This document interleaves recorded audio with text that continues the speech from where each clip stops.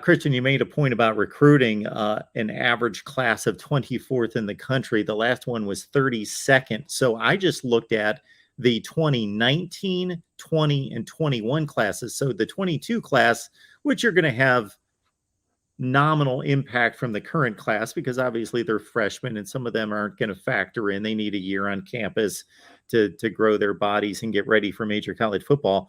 But this actually underlines it even more. Those three classes were 17, 20, and 20. And that should be the core of your team right there. That should be almost everybody. And they supposedly, and I agree with this estimation, they supposedly had the best transfer portal compilation of any team in the Big Ten. And I think they did. On paper, I agreed with that assessment. But that was the result today. Well, I'm gonna throw out a name, and Nebraska fans know who it is, and I guarantee you know who it is too, Mark. It's Wan'Dale Robinson. Does that name sound a little bit familiar to you? Yeah, I've seen the guy play a few times. Yeah, he got drafted pretty high last year because he transferred to Kentucky. You know what I mean? He realized, oh, wait a minute, I'm not getting utilized the right way in this system that Scott Frost is this offensive genius, and I'm going to transfer to Kentucky. That's part of it. It's about mismanagement of talent. In the Kirby Smart comment, I'm not saying every player. I'm just saying particularly quarterback positions, right?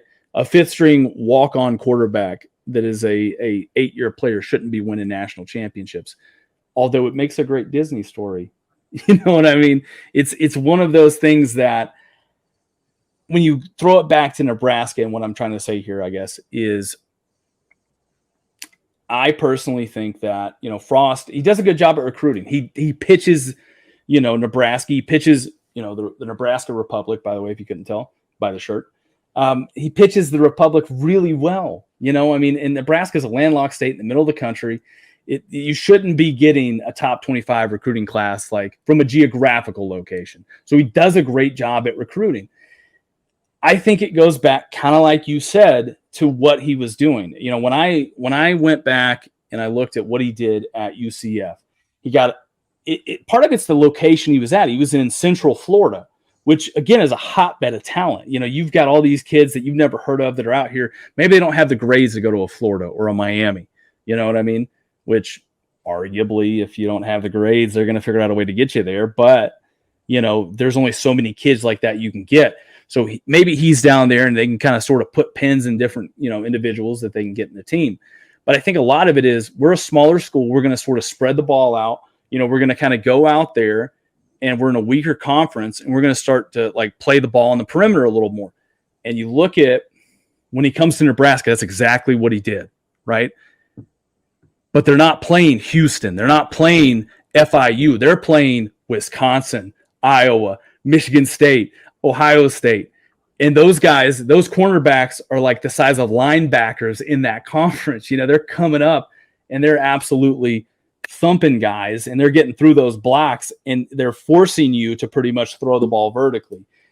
And it just is, to me, it's a schematic sort of thing. It comes down to the guys they're recruiting. And Greg talked about this when we had sort of, did the preview of this game. They're very, very talented individuals. But are they talented individuals that are run blocking specialists, right? Or are they talented individuals that can sort of step back and pass protect? Because I'll be honest, if you think about this for just a second, it's easier to run block compared to pass block. I'm going at you as opposed to you're coming at me.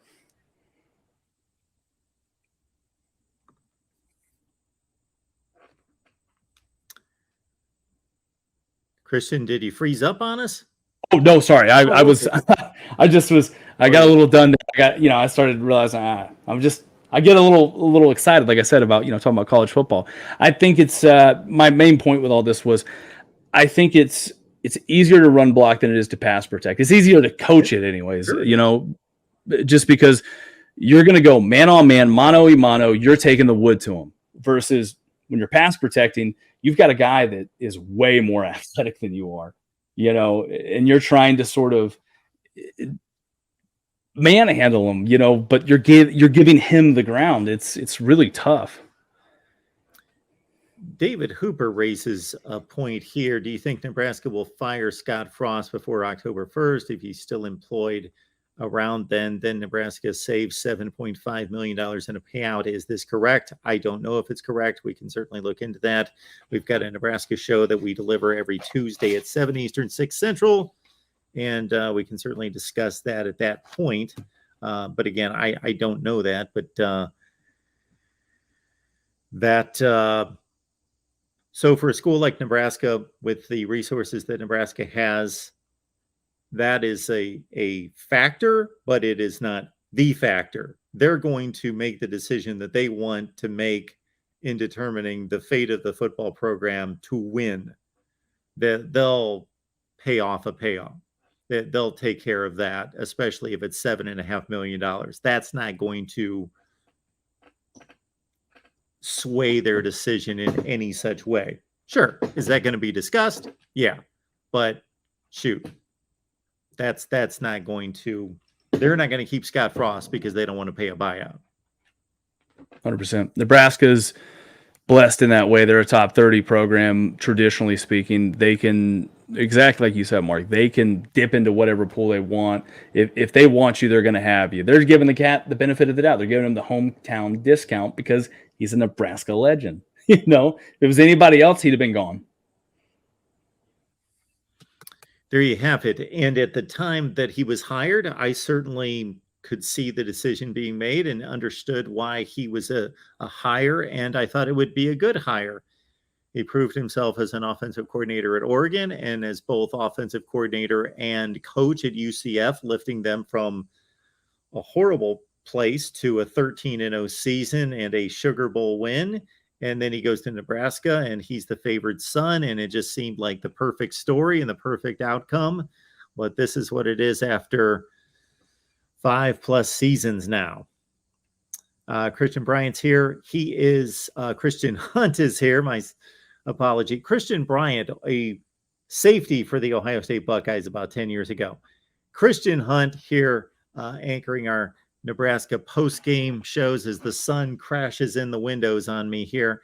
Christian will be here all season for Nebraska post-game.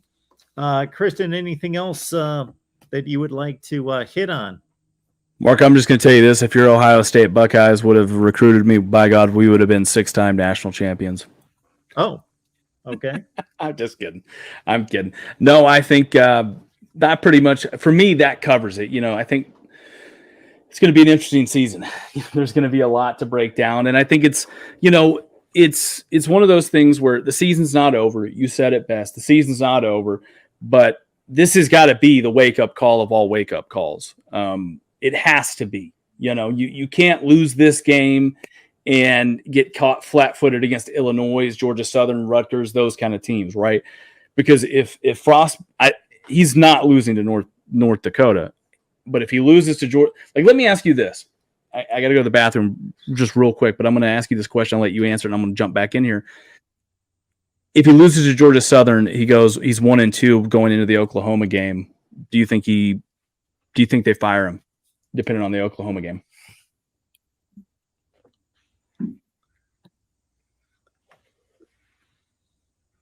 So I personally don't know Nebraska's thoughts about how much they're going to gauge this particular loss. It's certainly not a positive on Scott Frost's record.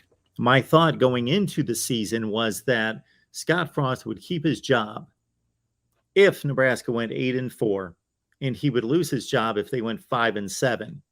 6-6 or 7-5 would be in the gray area where the administration would determine, okay, how competitive was this team? Did injuries play a factor in them losing some games? Were they competitive against the best teams on the schedule? Did they have any bad losses, of which this might be able to be placed in that category? And lastly, what does recruiting look like?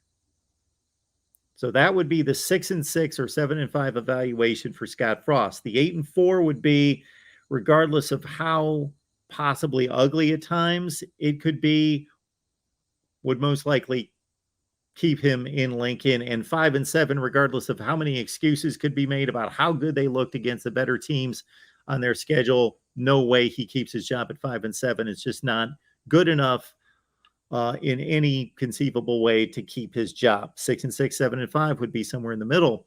Christian's going to a situation in which he's basically laying out a loss to Georgia.